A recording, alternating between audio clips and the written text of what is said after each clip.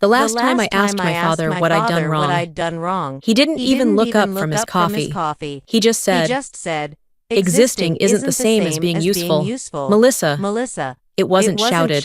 It didn't need to be. That sentence stayed in me longer than any bruise ever could. I stopped asking after that, stopped defending myself, stopped hoping he'd see the hours I'd spent trying to earn a place in a family that mistook silence for strength. Years passed. And I learned to live quietly, to take the weight without letting it show. But quiet has an expiration date. There comes a moment when you realize the only way to survive is to stop waiting for someone else to call what you've done enough. So when that invitation arrived, the one with my sister's name and his handwriting tucked neatly inside, I didn't smile. I just folded it once, steady and slow, and thought, they have no idea what kind of silence is coming back to their table. The kitchen clock ticked with military precision, slicing through the damp Charleston night. The smell of coffee hung heavy in the air, bitter and disciplined. Just like him, I stood in the doorway, holding a letter that should have meant everything. A letter that should have changed the way he looked at me. He didn't look up. Not once. The newspaper rustled, the way it always did before something final was said. The old lamp cast its yellow light across the wood floor, catching the edges of his uniform hanging on the chair, the brass buttons polished, the creases so sharp they could cut. I waited, my throat dry, the letter trembling slightly in my hand. He said it like an order, flat and cold. The Navy doesn't need women who crave applause. The words hit harder than if he'd shouted. He didn't need volume. He had authority. Every syllable carried the weight of a man who had spent his life commanding storms and men alike. I wanted to tell him it wasn't about attention, that I wanted to serve for the same reason he did, to earn something real, something that couldn't be taken. But when I opened my mouth, no sound came out. My mother stood near the counter, her hands gripping a tin of cookies she'd baked earlier. She didn't move, didn't speak, just watched the scene unfold with eyes that had learned the cost of interference. Her silence was familiar, soft, practiced, and devastating. I tried once more, quieter this time, like a plea disguised as a statement. I just wanted to earn what you had. He folded the newspaper slowly, deliberately, as if sealing a verdict, then earn it somewhere else. The clock ticked again. The refrigerator hummed. My heartbeat filled the spaces between them. That was the moment I understood. Love. In this house. Sounded like command. I stood there a while longer, hoping he might change his mind, that maybe he'd see the letter and realize it wasn't rebellion. It was reflection.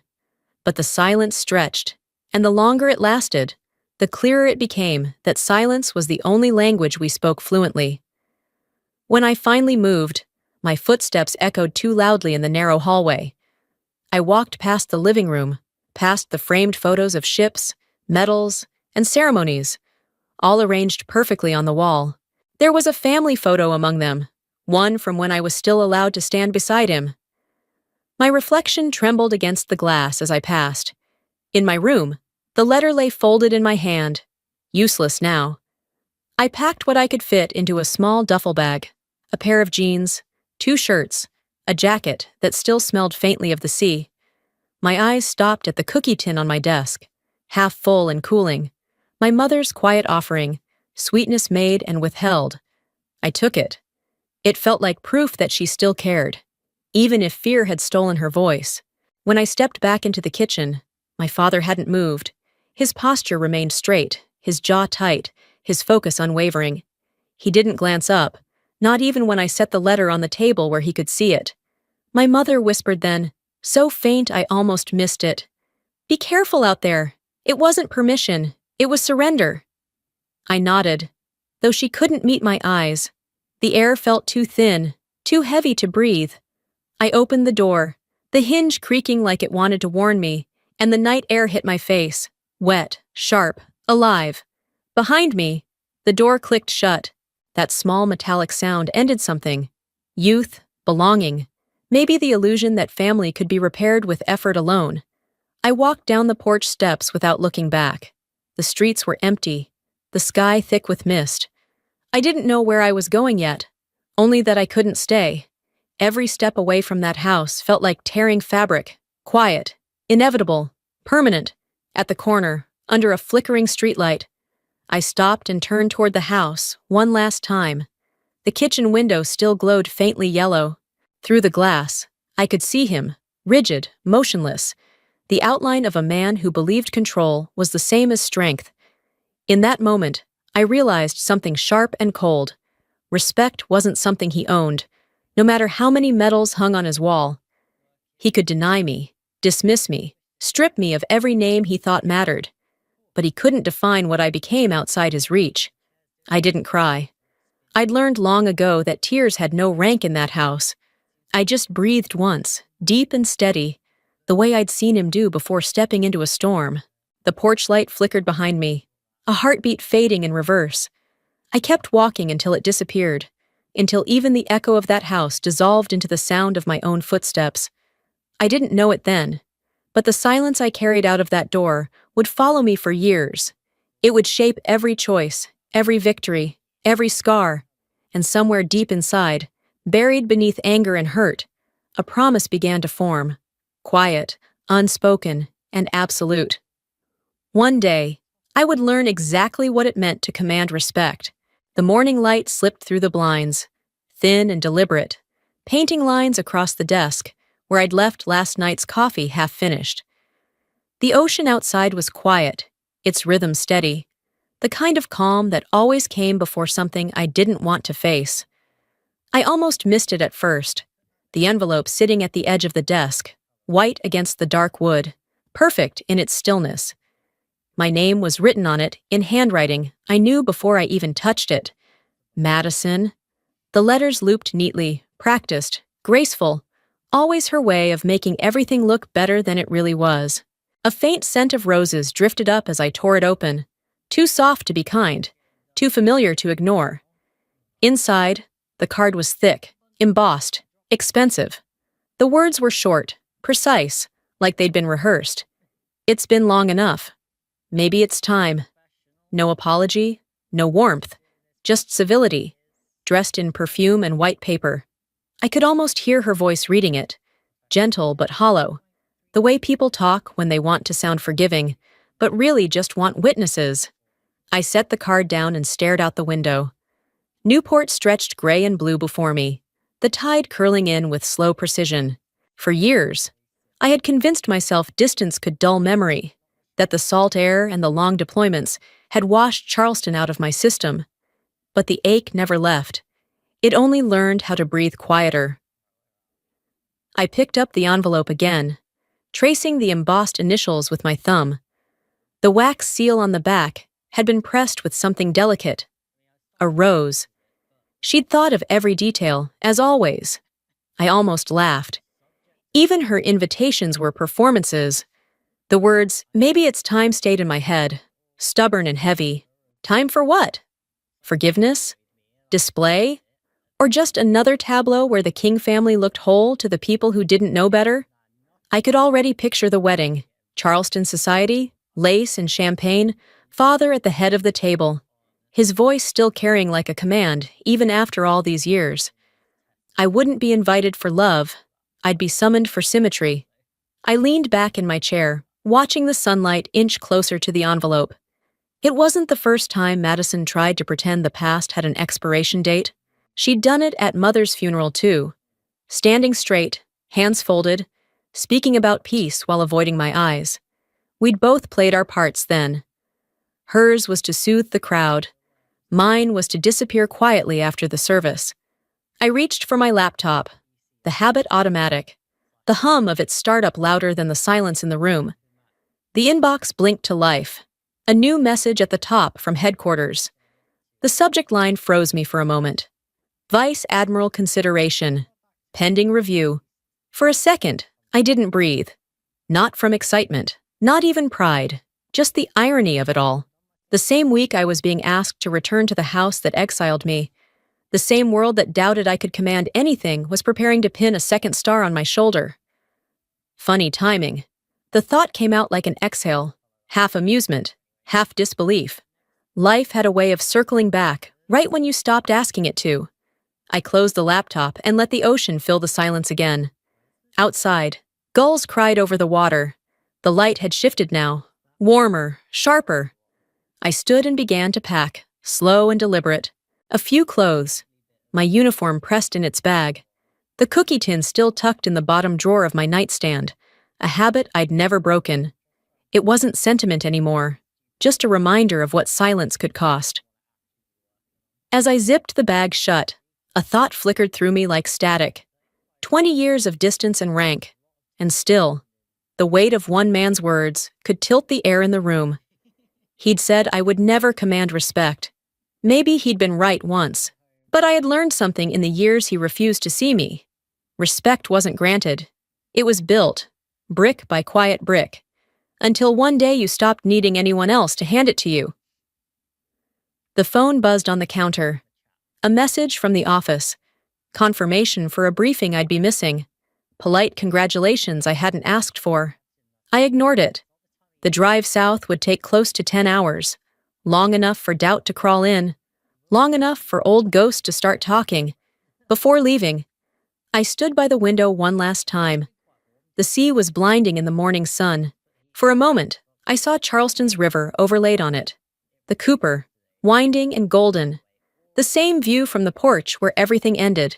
Some places never really let you go. They just wait until you come back to finish the conversation.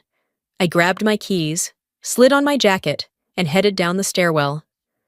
The Navy-issued SUV waited at the curb, black, spotless, impersonal. When the engine turned over, its low hum filled the narrow street. The scent of roses still clung to my hands.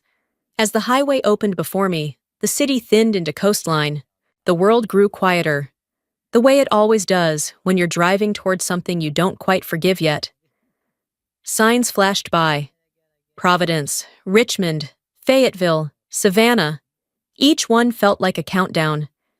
I kept one hand on the wheel, the other tapping lightly against my leg. The same rhythm I used to steady my breathing before a storm. The further south I went, the more I felt the years peeling back. Every mile pulled me closer to that porch. That night, that door. When the sign appeared, Charleston City Limit, I slowed just enough to feel the weight of it. The same air, thick and familiar. The same kind of light that hides nothing. I didn't know what version of them was waiting for me now. The father who turned his approval into punishment. The sister who'd mastered charm like survival. The ghosts that never learned to fade. The road curved, stretching into sunlight. For the first time in years, I wasn't running from that house. I was driving straight toward it. Whatever waited there, apologies, pretense, silence, it didn't matter. The roses were fading, but their scent lingered. And for the first time since that door closed behind me, I didn't feel small walking back toward the fire. I felt ready to breathe in the smoke and decide for myself what would rise from it. Charleston shimmered under the noon sun, the air thick with heat and memory. The red brick house stood exactly as I remembered. Solid, stubborn, the same way he used to stand when I was a child trying to earn his attention. The wooden porch creaked beneath my boots as I climbed the steps. The same sound that had followed me the night I left. The brass handle was polished, of course. It always was. Everything he owned had to gleam, even the things that no longer mattered. When the door opened, the smell of old leather and coffee hit me like a familiar reprimand. Dust motes floated through narrow strips of sunlight that cut across the hallway. Inside, time hadn't moved an inch. The same hardwood floor, the same framed naval charts on the wall, the same order that felt less like comfort and more like surveillance. He was exactly where I knew he would be. In the armchair by the window, posture immaculate, reading the paper as if discipline alone could ward off age. The light caught on his silver hair, highlighting the edges of precision. He didn't look up.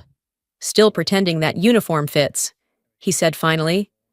His tone dry, almost casual, as if no years had passed. As if we were still in that kitchen where he'd ordered me out of his house. It fits better than your approval ever did, I said. Silence spread through the room, heavy and sharp. He didn't flinch, just folded the paper once, clean and deliberate, the sound crisp in the stale air. On the table beside him sat a cup of black coffee gone cold, a pair of leather gloves, and the old pocket watch he used to time everything: conversations, tempers, even affection. Every object in the room felt like it had been placed there to remind me of the rank I never truly held in this house. He lifted the cup, took a sip, and set it back without looking at me. The clock on the mantel ticked too loudly. I scanned the room, letting my eyes drift to the wall behind him. There it was, the family photograph, framed, polished, still hanging in perfect alignment. But the corner where I once stood had been cut away. The clean edges of the empty space were a wound that hadn't closed right. He hadn't replaced it, hadn't discarded it either. He'd left it mutilated, preserved like evidence of a decision he didn't want to revisit. I took a slow breath. You kept the photo, I thought. You just couldn't stand the face that proved you were wrong. He broke the silence first. Just behave at the wedding. Don't make it about you. The old command tone was still there, controlled, measured, stripped of feeling. I turned my head slightly, studying him in the fading light. His uniform wasn't on, but the stiffness in his shoulders was the same. There was always something military about his breathing, about the way he turned life into a set of rules no one else had agreed to follow. I glanced again at the photograph, the hollow square where I'd been. My lips curved into a faint, tired smile. I won't, I said. He didn't respond. The clock ticked again, louder now, like the house itself was counting the seconds until I left. I lingered a moment longer, letting the air sit between us. There were so many things I could have said. How the Navy he dismissed me from had built me instead. How silence had become my armor. How I had stopped needing him long before he realized it. But none of it would have mattered. His pride was a closed system. Every truth that didn't fit was filtered out. He reached for his gloves, signaling that the conversation was over. That was how he dismissed people, without words. Just a movement so small it carried the force of a door slamming shut. As I turned to leave, the light shifted, slanting across the room, brushing dust off old furniture and finding the thin layer of dust on his medals displayed by the window. I wondered if he ever noticed how tarnish crept in, no matter how much you polished it. The hallway felt longer on the way out. My footsteps sounded too loud, each one echoing like a question that had already been answered. The front door resisted for a second when I pushed it open, the hinges groaning under the weight of memory. Outside, the sun hit me full on, bright and relentless. The air smelled of salt and magnolia, heavy with the same southern sweetness that had once felt like suffocation. From the porch, I could see the Cooper River gleaming in the distance, its surface broken by the slow movement of a passing boat. The water shimmered gold under the light, calm and untouchable. Nothing like the storm inside that house. I paused at the top of the steps, looking back through the open doorway. He hadn't moved, still there, upright, still guarding the illusion that control was the same as peace. The breeze stirred the white curtains, and for a fleeting moment, the fabric shifted just enough to frame the photograph again. The missing piece of my face caught the light like an old scar. I closed the door softly. No slam, no sound of defiance, just finality. The click of the latch echoed through my chest. Walking down the path toward the street, I let the heat settle around me, the smell of river salt mixing with the faint scent of coffee that clung to my sleeve. Every step felt heavier and freer at the same time. There was nothing left to argue, nothing to reclaim. He'd built his world out of rank and order, and I had learned to survive outside it. As I reached the edge of the property, I looked back one last time. The red bricks glowed under the sunlight, the windows reflecting the water beyond. For a second, I thought I saw a figure move behind the curtain, rigid, solitary, small against the vast brightness outside. Then the wind shifted, and the curtain fell still again. The river caught the light and scattered it across the horizon, 1,000 fragments of gold trembling on the surface. I followed it with my eyes, tracing its slow curve south. Somewhere down that line, beyond the gleam, the rest of the world was waiting. Different air, different rules. Behind me, the house stood quiet, sealed in its own command. Ahead, the sunlight burned clean. I didn't look back again. The ballroom glowed with the kind of warmth that felt rehearsed. Soft amber light spilling over crystal glasses. White roses arranged in perfect symmetry. Laughter rising and falling like a well-practiced melody. It was the kind of evening that looked effortless, which meant someone had worked very hard to make it that way. I was seated at the far end of the long table, where the light didn't quite reach. The linen was spotless, the silver gleamed, and every smile along the table had the faint tremor of performance. From where I sat, I could see my father at the head of the table, posture rigid even without a uniform. His hand rested on his wineglass, as though it were part of a drill. Across from me, a woman in pearls leaned toward another guest, her voice a whisper wrapped in curiosity. "That's her," she said softly. "The Navy one. Never married." The words weren't cruel, not exactly, just coated in sugar. I'd learned long ago that polite cruelty cuts deeper. It lets you bleed quietly without anyone having to notice. Madison glanced at me from across the table. Her smile looked careful, as if she were still trying to balance on the line between sister and hostess. "You look strong," she said, in that bright, brittle way Southern women use when the air feels too tight.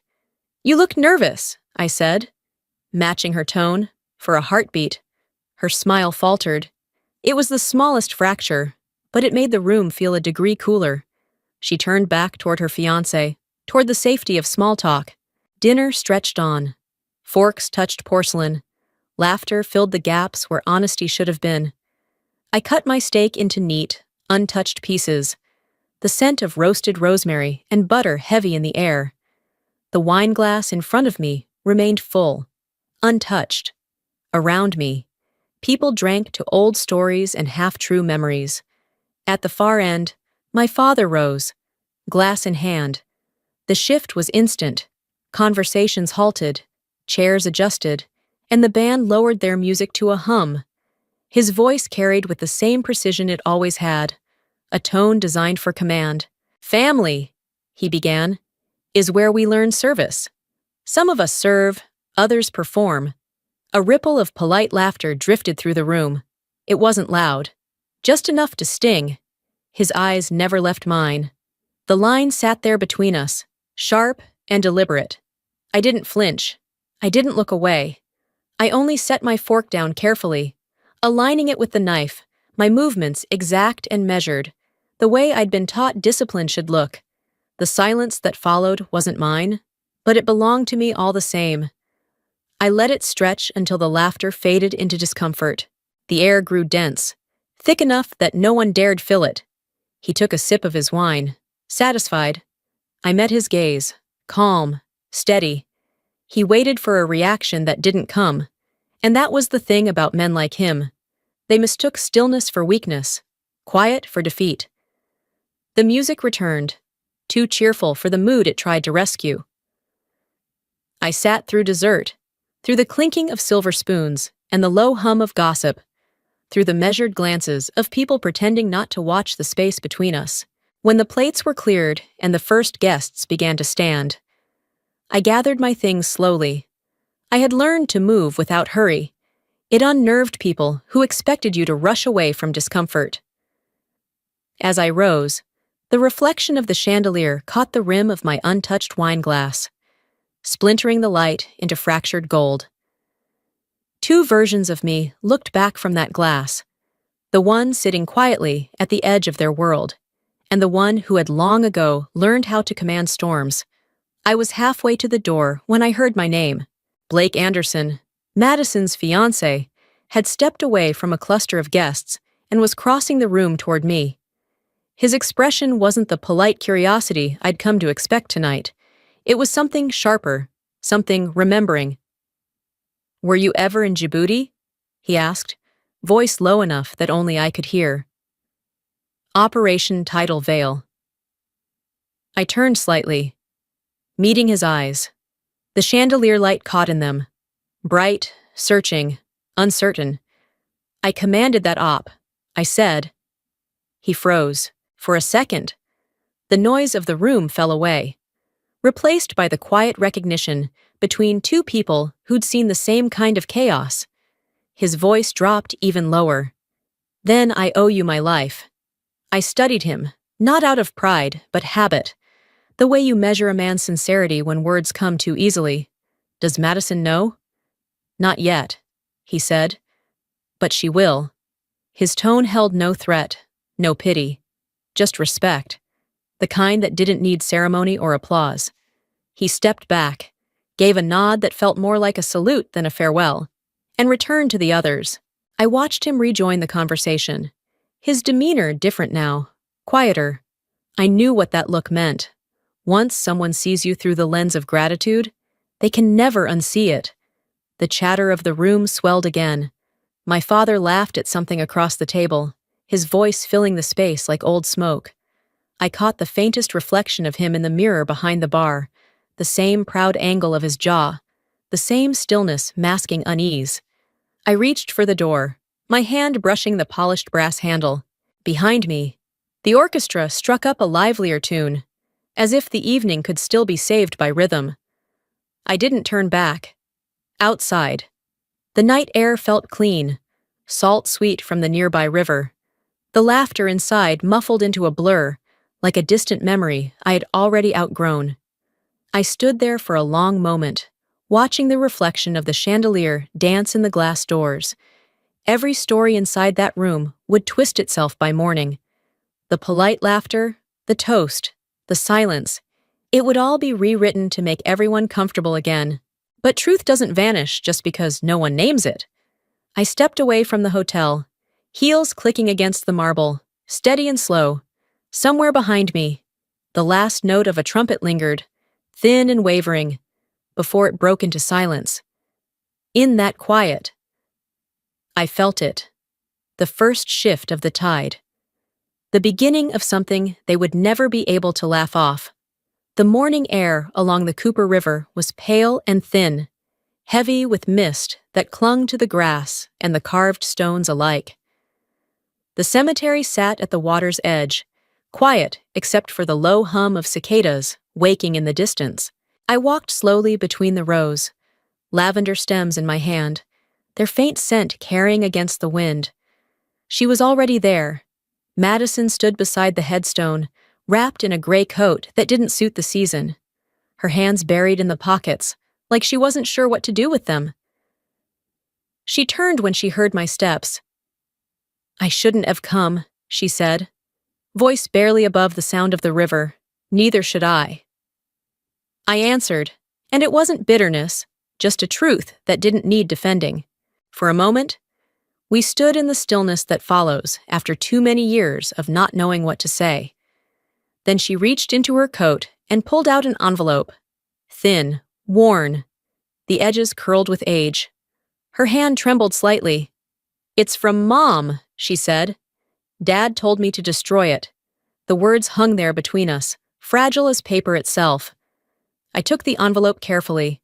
The seal was brittle, almost ready to crumble. My mother's handwriting slanted across the front, soft, deliberate, the kind of writing she used when she was trying not to shake. I opened it slowly. The sound of tearing paper louder than it should have been. Inside, the ink had faded to a faint brown. I could still smell the faint trace of lavender oil. Hers, always hers. I read the first line, and the world around me seemed to still. If I had been braver, I would have followed you out that door. Silence isn't peace, it's decay. I stopped there. The wind picked up, brushing against the paper, tugging lightly at the words like it wanted to take them away before I could finish. For a long while, I couldn't speak. The sky was the color of tin, and the river shimmered silver beneath it. I thought about that kitchen all those years ago, her hands clutching the tin of cookies she never finished giving me. Her eyes lowered, the silence that had sealed every goodbye we never said. I folded the letter carefully, pressing the creases along the same lines my mother had once made. Maybe out of habit, maybe out of fear. My voice came out rough. She wanted to go with me. Madison didn't answer. She didn't have to. The look on her face told me she had read the letter too many times to pretend otherwise. The lavender in my hand felt suddenly heavier. I knelt, laid it at the base of the headstone, and brushed the dirt from her name. My mother, who had lived her whole life inside someone else's shadow, who had mistaken obedience for safety. The silence between us stretched again until Madison finally broke it, her voice small and uncertain. At first, I invited you for the inheritance. The honesty didn't shock me, it just fit. She kept her eyes on the ground. But then Blake said who you were, what you did. I thought maybe we could fix things. I looked up at her. She had always been the one to flinch first, the one to soften after a storm. It wasn't guilt on her face now. It was something closer to recognition. Peace isn't a family project, I said. It's something you practice. She nodded once, quick, ashamed.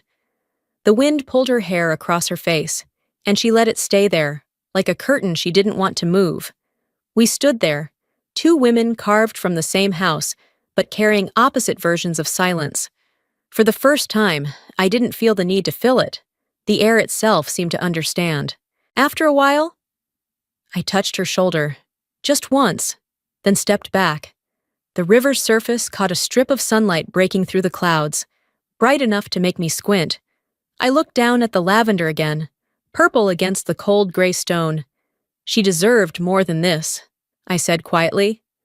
Madison's lips parted like she wanted to say something, but she didn't. She only nodded again, her hands trembling in her pockets. I looked past her toward the river.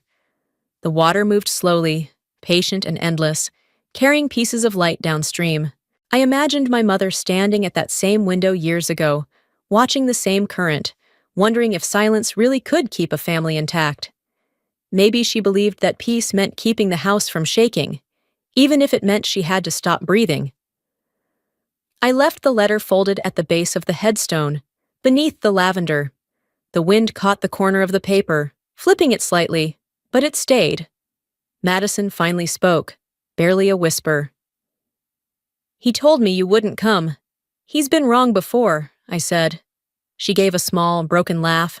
It wasn't much, but it was something human, something I hadn't heard in years. The light softened then, silver fading into pale gold as the clouds drifted.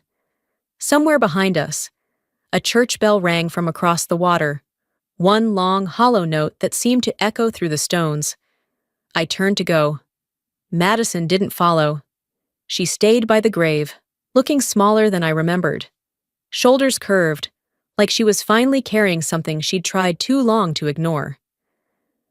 As I walked back toward the car, the gravel crunched beneath my shoes, each step steady and slow. I didn't look back. The letter, the words, the smell of lavender, they would stay here, exactly where they belonged, in the space between apology and forgiveness. By the time I reached the gate, the mist had begun to lift. The sunlight caught the river again, scattering across its surface in pieces too bright to look at directly. I stood there for a moment, watching it move, and thought about what my mother had written. That silence isn't peace. She was right. It had rotted us from the inside out. But maybe, standing here now, with the wind in my face and the sound of the river still steady and alive, I finally understood what she hadn't been able to say. Sometimes peace isn't the absence of noise. It's the moment you stop mistaking quiet for love. I breathed in, the air tinged with salt and lavender. Then I turned toward the road that would take me back into the world, back toward the noise, back toward the life she never got to live. The bells of St. Philip's began long before I reached the steps, their iron weight rolling through the Charleston heat. The afternoon sun was merciless, the kind that bleached color from everything it touched, except the glass of the great windows above the church doors. Through them, streaks of blue and crimson light spilled across the aisle, slow and deliberate, like a painter taking his time. Inside, the air was cool and heavy with candle wax and lilies. The choir's voices rose, soft at first, then higher, stretching into the high arches of the old Southern church. People were already seated, rows of faces arranged in perfect ceremony. The men in dark suits, the women in pastel hats and pearls. My father stood near the front, greeting guests with the same posture he used to command sailors. Chin high, back straight. Every gesture calibrated. I took my seat in the last pew, near the aisle. Out of the light, the white of my uniform caught the edge of the colored glass above me, scattering faint patches of red, green, and gold across the sleeve. Around me, whispers rippled, a low tide of recognition and curiosity. "She's here," someone murmured behind me. The pipe organ swelled, and Madison appeared at the far end of the aisle. She looked radiant, the kind of beauty money and obedience polish to perfection. As she passed each row, faces turned to her like flowers following the sun. Blake waited at the altar, calm, proud, unaware that his bride's family was a powder keg dressed in silk. I let my eyes drift over the crowd, familiar faces, former colleagues of my father's, men who once nodded politely at me before asking him if he wished I'd chosen a quieter path. Their wives whispered behind gloved hands, their perfume mixing with incense. I could almost predict their smiles before they happened. When Madison reached the altar, the ceremony began. The priest's voice filled the vaulted room, smooth and rehearsed. I tried to focus on the words, but my eyes found my father again, sitting in the front pew. Even seated, he radiated authority. The sunlight caught the silver in his hair, and for a moment I saw him as he used to be, larger than life, immovable. The choir paused. The priest turned toward the congregation, his tone softening into reverence. "We are honored," he said, "to have Captain Melissa King with us today." The word captain hung in the air like a flag at half-mast. It wasn't his fault. He couldn't have known. But before I could decide whether to correct him, my father's voice broke through, loud enough to echo against the stone walls. "Rear Admiral, only if she believes it." The room faltered.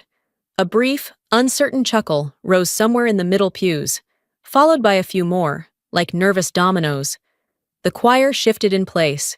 Even the priest hesitated, unsure whether to smile. My pulse stayed steady. I didn't move. The sunlight streaming through the windows shifted, sliding across the marble floor until it landed on my shoulder. A wash of color that flickered red, blue, and gold. I straightened slightly, letting the light settle there. Around me, I could feel the discomfort swelling, the sound of people clearing their throats, pretending nothing had happened. My father didn't turn around. He didn't need to. His words had done their work. A precise strike, quick and clean, the kind he'd spent a lifetime perfecting. I focused on the light, on the quiet hum of the organ returning, cautious, like it, too, was unsure of its place. Madison's voice trembled faintly as she repeated her vows, and for a fleeting moment, I felt sorry for her, caught in the crossfire of a man's pride and a silence that had outlived love. The priest spoke again, his tone recovering, the rhythm of the ceremony resuming its shape. I sat perfectly still, my hands folded over my lap, the starched fabric of my gloves creasing under my grip. Somewhere deep in the back of my mind, an old sentence stirred. "You'll never command respect."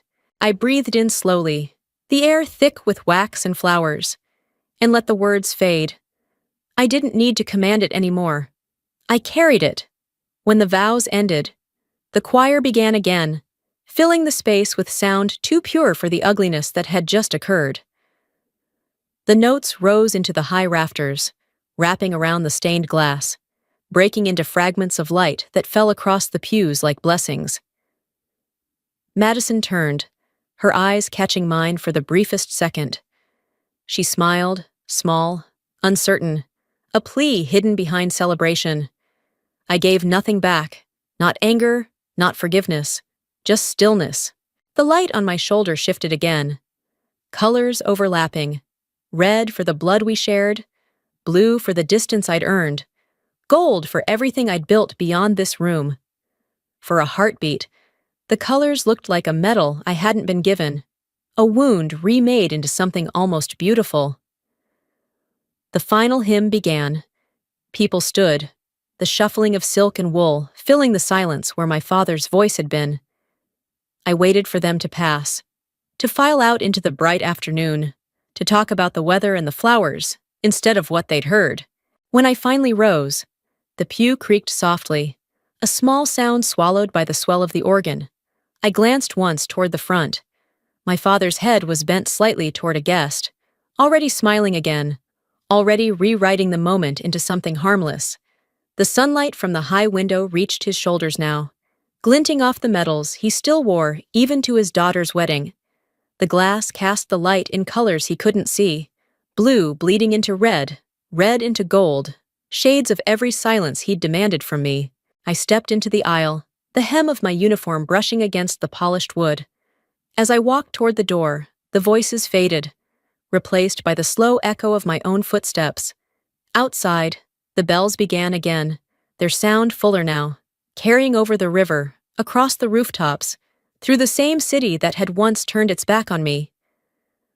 The doors opened to blinding sunlight. I paused on the steps, the air heavy with heat and salt, the river glinting beyond the rooftops. Behind me, the music swelled to its final note, triumphant and hollow. I didn't turn around. The bells kept ringing, each one a reminder. Some victories are quiet, some humiliations are temporary, and some wounds don't bleed, they shine.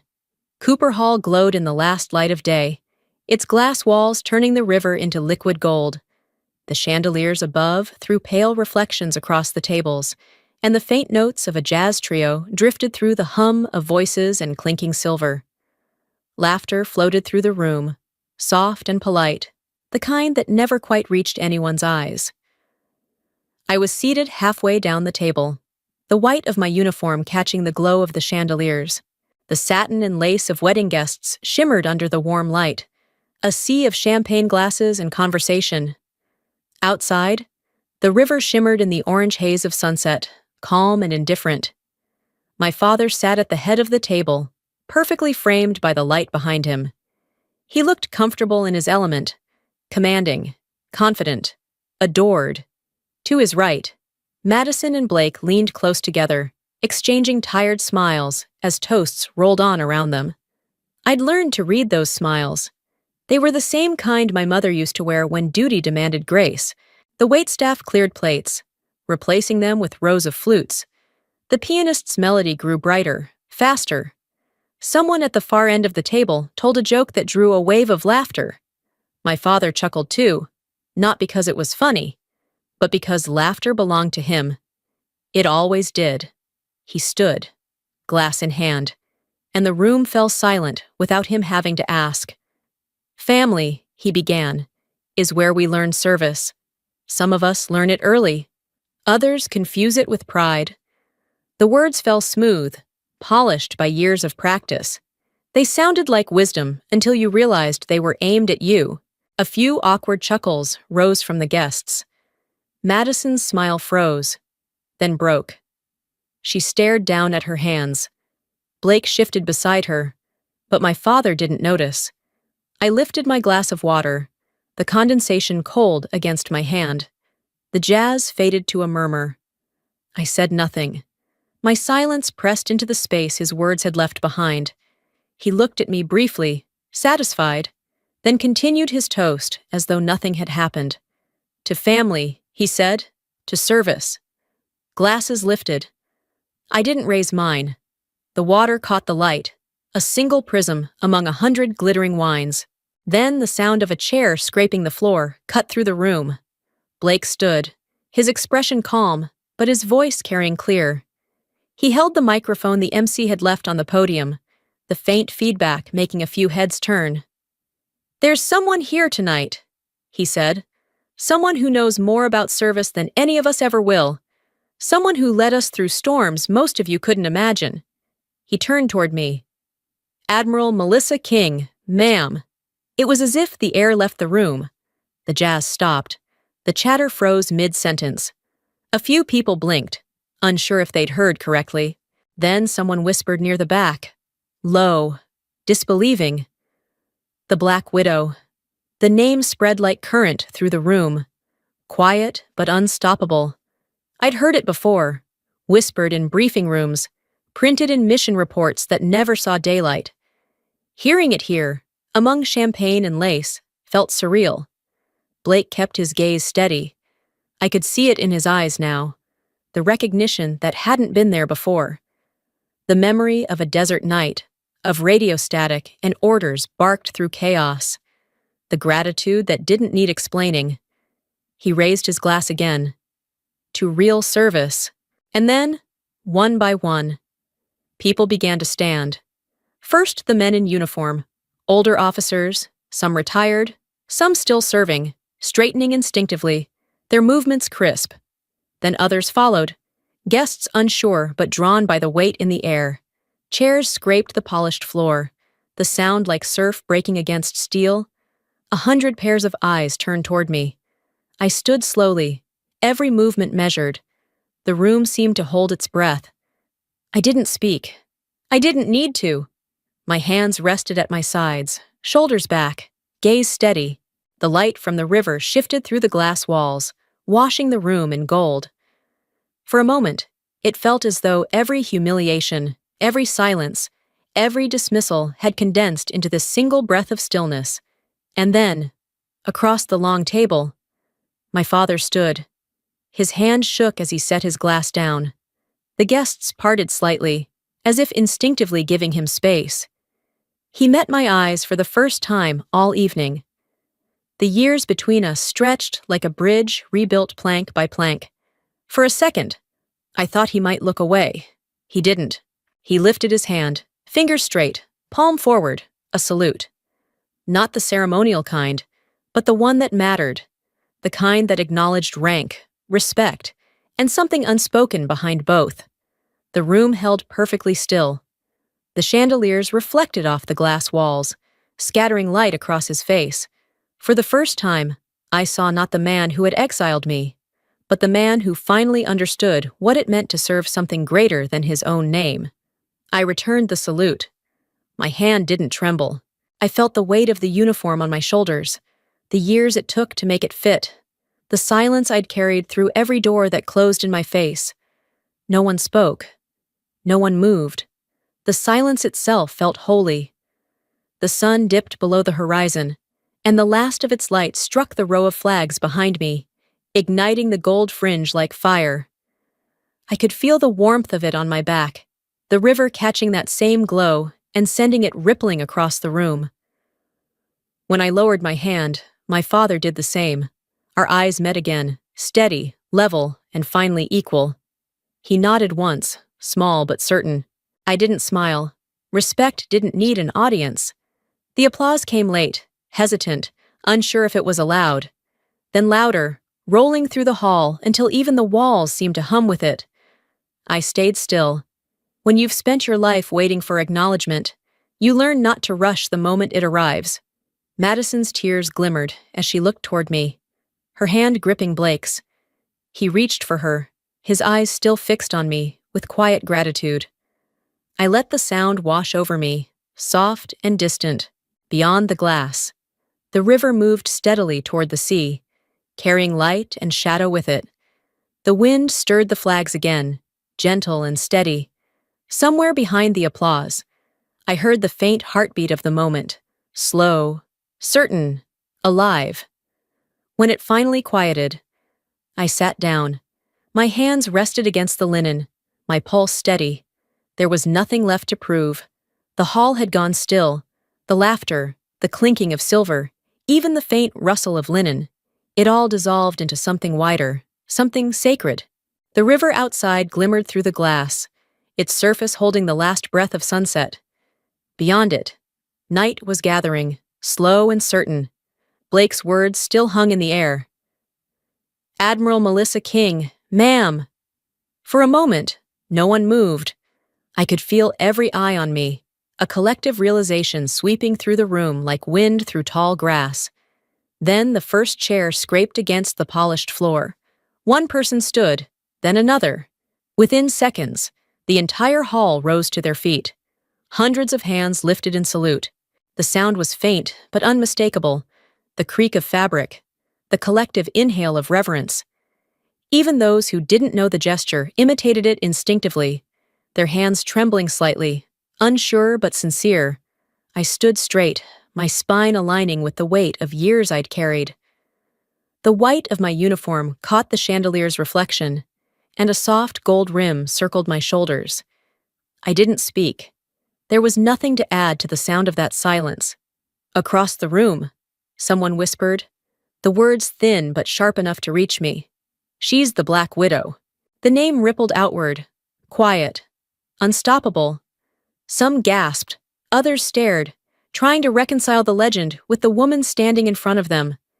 But I didn't look away. My eyes had already found what mattered.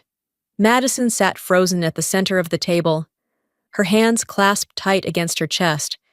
Her tears fell silently, her shoulders shaking as she turned toward me. For once, there was no tension in her face, only awe, pride, and something I hadn't seen since we were children, faith. And then, my father.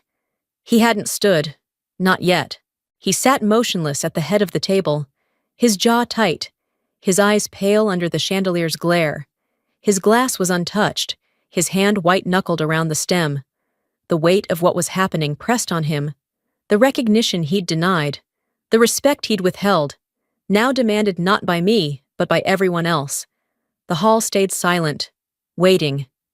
He exhaled, a short, unsteady sound, and pushed his chair back. The scrape of its legs against the floor was the loudest sound in the room. Slowly, painfully slowly, he rose. His hand trembled as he straightened, as though his body fought against what his soul already knew. And then he lifted his arm. It wasn't graceful, it wasn't quick, but it was perfect. A salute, steady, deliberate, precise. Every line of it told a story of surrender, of pride breaking and something older, deeper, rising in its place. Our eyes met. For the first time in 20 years, we stood on level ground. There was no rank between us, no command chain, no father or daughter. Only two people bound by the same blood, the same duty, the same silence that had cost too much. In his gaze, I saw what apology looks like when words are too small to carry it. In mine, I let him see what forgiveness looks like when it's earned through pain instead of asked for in comfort. The hall seemed to pulse with light. The chandeliers reflected against the glass walls, casting fragments of gold across us both. It was as if two different times had collided in that moment, his world of rigid honor and mine of chosen strength, mirroring each other in fractured brilliance. Somewhere near the back, a fork dropped onto a plate, the sound startling in its honesty. The air trembled. I returned his salute, my hand crisp, unwavering. And then the world stopped. For 10 long seconds, nothing moved. The only sound was the quiet rhythm of breath, the collective heartbeat of every person in the room. The light softened, the gold dimming into silver as the sun finally disappeared beyond the river. A single piano note broke the silence. Then 2 more, slow and deliberate, 3 notes, steady as a heartbeat, fragile as peace. When I lowered my hand, my father did too. His eyes glistened, though he would never let them fall. He sank slowly back into his chair, his face pale but calm. The applause that followed was soft, restrained, almost reverent. It wasn't for victory. It was for something older, something truer. The weight of a lifetime finally released. I stayed standing a moment longer, letting the noise fade. Then I sat, the gold light fading from my sleeve. Blake caught my eye, a silent nod passing between us. Madison wiped her cheeks, her smile trembling. My father sat motionless, his hand still resting over his chest. Someone nearby asked if I wanted to say something, to speak, to acknowledge the moment, to make it official. No, I said quietly. Everything's already been said. The words echoed back to me, soft but steady. They sounded different now, less like resignation, more like peace. The river glimmered beyond the glass, a long silver ribbon under the first breath of night. Inside, the chandeliers dimmed, and the piano faded into silence. The air felt lighter somehow, as if the building itself had exhaled. 20 years of war ended in 15 seconds of silence. And in that stillness, I finally understood. Respect doesn't roar. It arrives quietly, when no one is demanding it anymore. The night air over the Cooper River carried a soft chill, the kind that comes after a storm breaks and leaves everything cleaner. The house looked smaller than I remembered, its porch light glowing amber against the dark.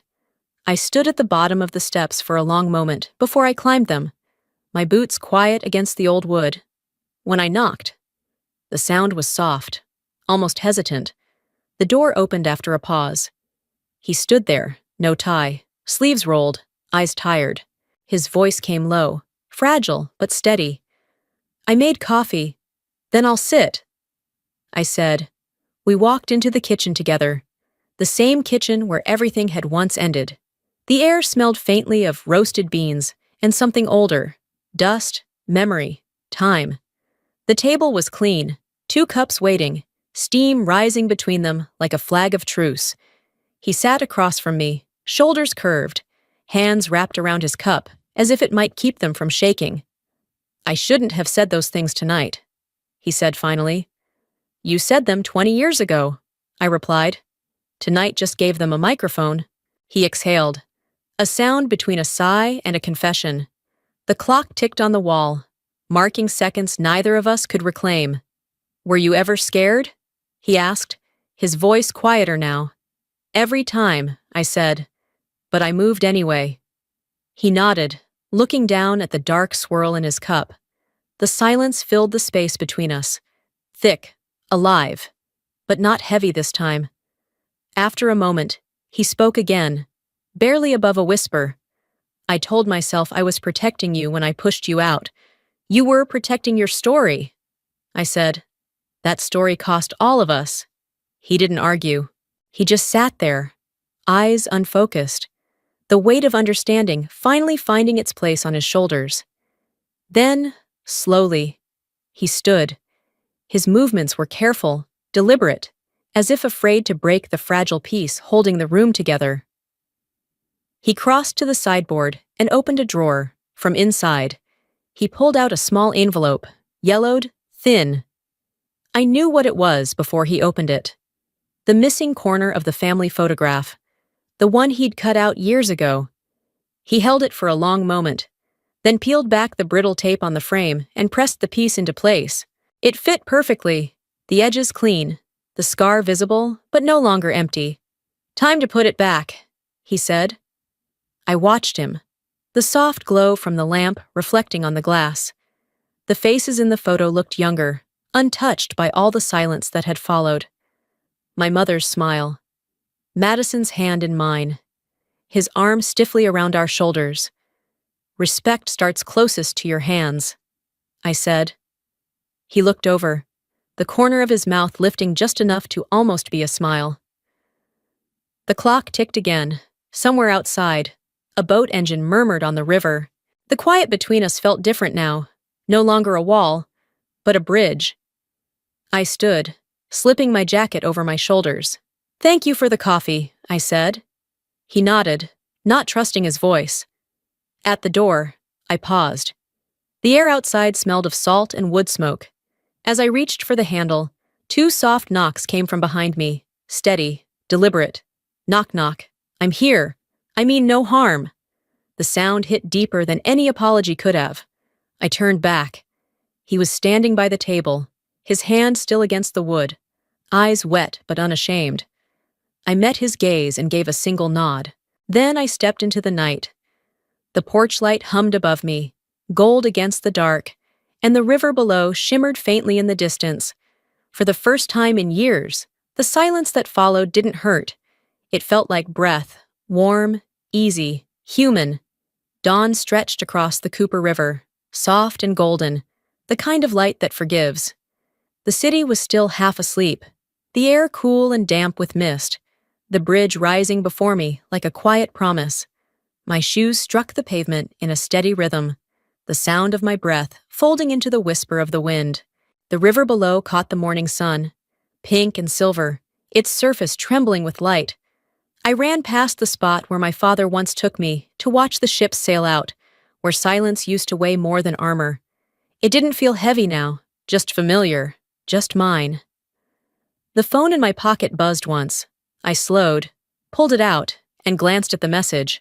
Vice Admiral appointment confirmed. Congratulations, Admiral King. The words glowed faintly against the pale sky. I read them twice, then locked the screen and slipped the phone back into my pocket. No need to answer. The air already felt full enough. People ask what revenge feels like. I used to think it would sound like applause, or look like someone finally bowing their head. But standing here, breathing the same air that once burned my lungs, I realize it feels like this, breathing easy in the same town that once took your air. The bridge stretched ahead, endless and open, the sun cresting just high enough to turn the river into fire. I kept running, the warmth of light moving across my face, my shadow trailing behind, long, steady, whole. Each breath came smoother than the last. Each step landed softer. The past no longer chased me. It simply ran beside me. Quieter now, without weight. As I neared the middle of the bridge, I slowed and looked out over the water. The surface shimmered, gold rippling over silver, as if the river itself had learned how to forgive. For a moment, I let myself stand there, still and unguarded. Then I inhaled deeply, clean air, free air, and smiled. The camera would follow from below. The reflection of the sunrise turning the river into a sheet of light. The frame would fade slowly, the gold dissolving into white, leaving only the sound of waves and a steady breath. Peace at last sounded like that,